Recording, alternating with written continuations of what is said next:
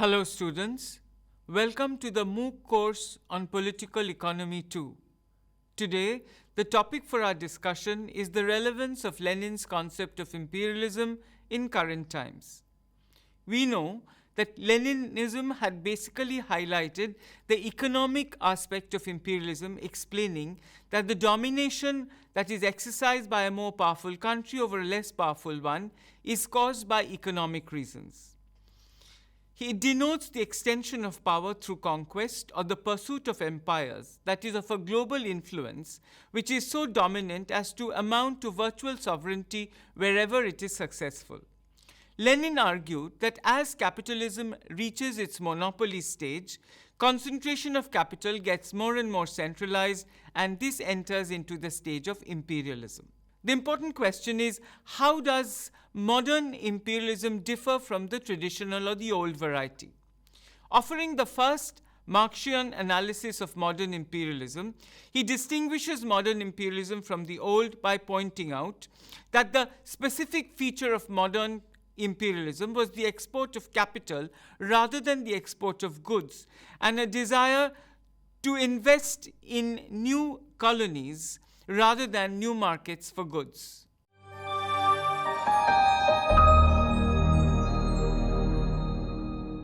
How did capitalism advance towards imperialism? Hobsbawm describes the Industrial Revolution as an unusual moment when there was a surge of production. The capitalist classes at this juncture were aided by two important developments. One, Industrial Revolution had led to a profusion of production of goods, and there was also the discovery of trade routes. After a point, what happened was that the domestic market of all these European countries like England got saturated, and they were in the search for more markets. And in their search for more markets, they came to conquer different parts of Africa, Asia, and Latin America, which were converted into colonies, which would be used subsequently to grow the raw materials that would be required to feed the industries at home. And these places were also required to function as markets where the finished products of the European countries were dished out. Imperialism therefore offers an interesting explanation of world wars. The race for colonies speeded up from the 1880s with the entry of Germany, Italy, US, Belgium, and Japan. And the imperialist rivalries among these colonies among these colonial powers for more and more colonies carved up the world into colonies, semi-colonies, and spheres of influence, which divided Europe into blocks armed to the teeth, and this was what ultimately culminated in the World War. So with the emergence of the advanced stage of capitalism, that is imperialism, Lenin draws attention to the emergence of a world economy almost as a worldwide system. In his book, Imperialism, the Highest Stage of Capitalism, he describes imperialism as capitalism in decay, already parasitic. He goes on to lay out that because of the high degree of monopoly imperialism represents, it has linked the imperial trusts and countries and those whom they oppress together into a single world economy and a worldwide system in which there already exists a degree of crisis. Crisis not only internally as a result of the added burdens imperialism puts upon workers inside the industrial metropolis, but a sharpening and intensification of oppression within the colonial outposts of imperialism. Central to this understanding is the concept of a core and a periphery. The core represents those portions of the world in this world economy which happen to be the centers of all the brilliance and the luster, because that is where wealth from the periphery gravitates around.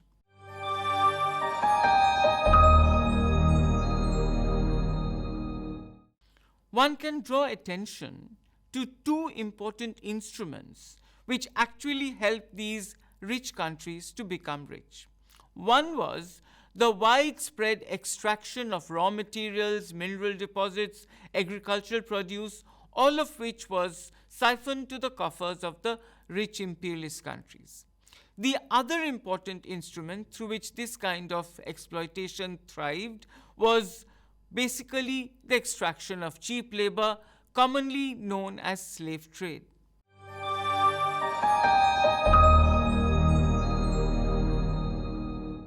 You see, what had happened was after the Second World War, all these European countries, which were at one time colonial masters, it was not possible for them to maintain their colonies anymore simply because they were devastated by their involvement in the war. Because of this, the task of domestic reconstruction stared them in the face, and they had to retreat back into their shells in order to attend to the task of domestic reconstruction. But they were too keen to ensure that the relationship of exploitation and suction of wealth from the colonies continued. And this is what we know as neocolonialism, whereby we find that the countries today of the third world are formally independent, but although they are formally independent, they continue to be manipulated by various surreptitious techniques by their erstwhile colonial masters. And these instruments of neocolonial domination can be viewed at three levels. At the economic level, we come across the multinational corporations and also Western aid. Through both these instruments, the third world countries remains dominated and subservient to the interests of the imperialist masters. At the ideological level, we find advertisements, mass media, publications create a kind of a consumerist culture in the colonial societies, as a result of which the population is bred in an attitude of cheap consumerism. And of course, there is also domination taking place at the political level, where we find that the erstwhile colonial masters entangle the third world countries in the arms race, and not only that, they continuously incite various kinds of strife, which contributes to political instability and therefore economic insufficiency in the third world countries. And as a result of this lack of prosperity in the third world countries, they have no choice but to become dependent upon the advanced Western countries.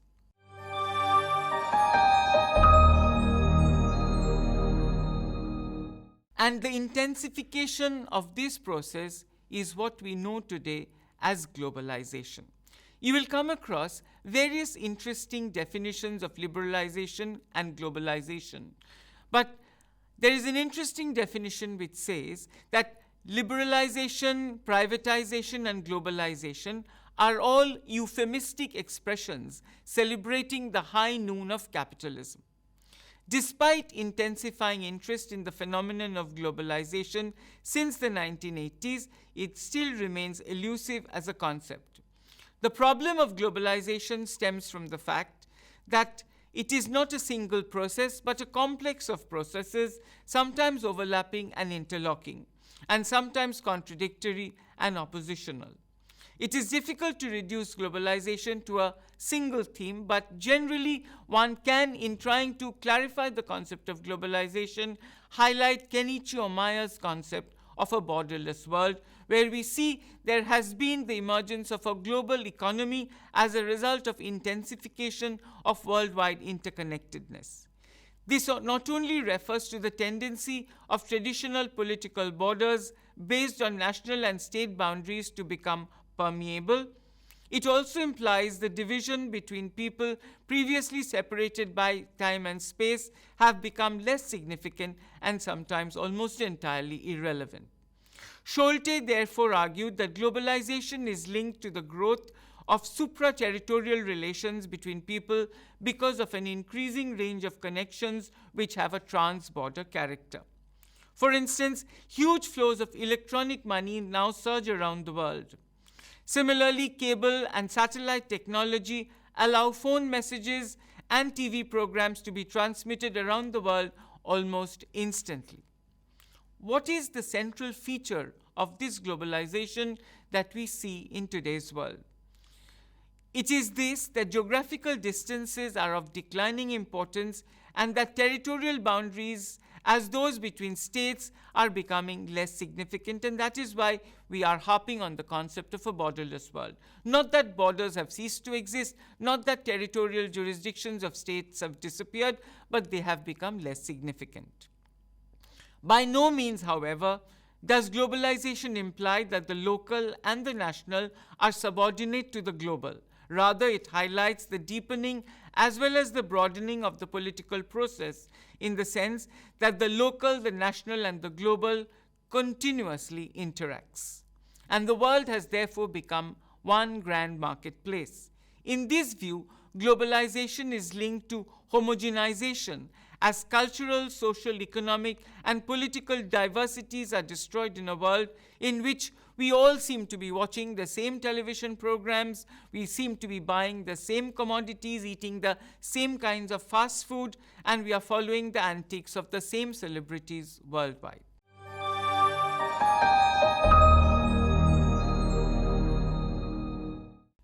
They are compatible, globalization and localization. This is because the declining capacity of nation states to organize economic and political life in a meaningful way allows power to get polarized. Second, the fear of homogenization, especially when it is perceived as some kind of imperialism, and you know that central to the idea of imperialism is domination, that invariably provokes cultural and political resistance. So many people look upon globalization as an affront to their sense of identity. Globalization is in some way has also fashioned complex patterns of social and cultural diversity in developing as well as developed states alike. Developed states also have not escaped the wider impact of cultural exchange in return of Coca-Cola, McDonald's, MTV, increasingly influenced by non-Western religions, medicines, therapeutic and art, and music and literature. Say, for instance, we find the preponderance and the popularity of Indian yoga and Ayurveda even in Western societies today.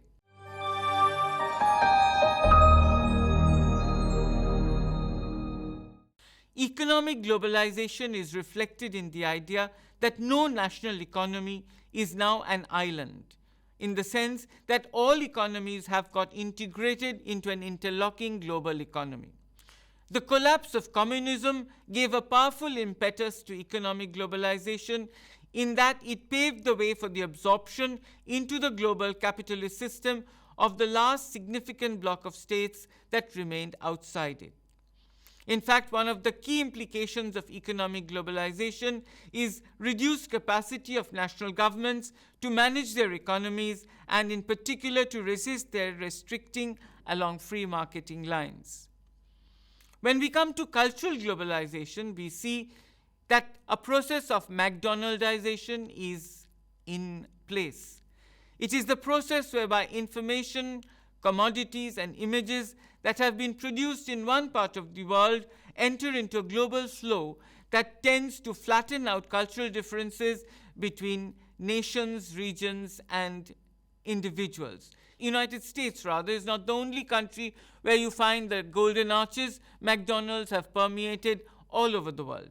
Driven in part by the growth of transnational companies and emergence of global commodities, cultural globalization is also fueled in large measure by the information revolution, by the spread of satellite communication, telecommunication networks, information technology, and the internet. And of course, there is also the concept of political globalization that we witness today as part of the liberalization process that is sweeping the world. Political globalization is evident in the growing importance of international organizations. These organizations are transnational, and in that they exercise jurisdiction not only within a single state but within an international arena comprising several states. Most of such organizations emerged in the post-1945 period. For example, you have the United Nations, the NATO, the European Union, the World Bank, the IMF, and the WTO, which have started exhibiting themselves as the apparatus of the modern globalized world. The intensification of capitalism therefore remains the central issue so far as contemporary imperialism is concerned. It remains the main issue. The supporters of globalization, sometimes they are referred to as the globalists, They usually argue that capitalism tends towards specific prosperity and widening opportunity, in which case global capitalism with inequality and exploitation will simply generate new forms of misery and justice. Because we must understand that globalization does not unfold in a level playing field. Different countries are at different stages of economic development, and even within the same country, we come across various cross sections of society who may not be in a position to take advantage of the opportunities unleashed by globalization. Therefore, when people so unequal are suddenly subjected to similar conditions of equality in the name of free opportunity and globalization, the result can only be greater inequality. In one important aspect, however, the globalization debate is new. It is conducted within a post-socialist framework that no longer recognizes that there are viable alternatives to market structure and capitalist organization. So although globalization essentially can be traced back to earliest times, even Alexander the Great, when he was stretching the frontiers of the Macedonian Empire, was in fact giving vent to globalization. Today's globalization differs in as much as it has already witnessed the collapse of the erstwhile Soviet Union, and to that extent, socialism as a global ideology has been to an extent discredited. The choice, therefore, today is between neoliberal globalization and regulated globalization rather than between global capitalism and any qualitative different alternative. Sailing on the high tide of globalization, we find that although in a system which embraces world capitalism, there is an inherent tendency of the rich nations to get richer and the poorer nations to get poorer, the globalists argue that in most cases, the poorer nations get less poor. From the perspective of the liberal pluralists, the emergence of a global economy is to be welcomed because free trade allows each country to specialize in the production of those goods and services that it is best suited to produce. This leads to international specialization and mutual benefits. For instance, the transfer of production from developed to developing state benefits the former because production costs less and therefore prices are kept low, but also benefits the latter because wage levels tend to rise, and this stimulates the domestic economy and fosters enterprise. In this view, the only parts of the world that fail to benefit from the effects of globalization are those that remain outside it. In every sense, therefore, it is a globalizing world, and every country, big and small, is trying to set sail to the winds of globalization.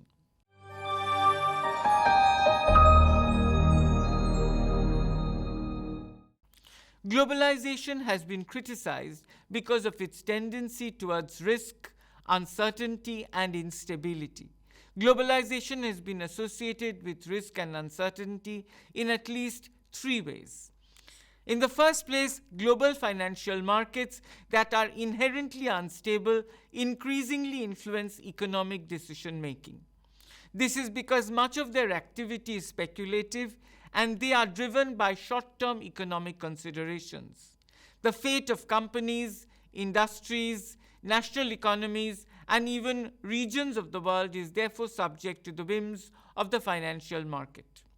A second form of uncertainty is summed up in Ulrich Beck's idea of a risk society that is characterized by rising individualism and an associated weakening of tradition, community, and established institutions. People's basic values and even sense of identity are called into question. And the third form of instability is the alleged tendency of globalization towards environmental crises and destruction. Eco-sociologists explain this by reference to capitalism's blind concern with profits and its insensitivity towards ecological issues.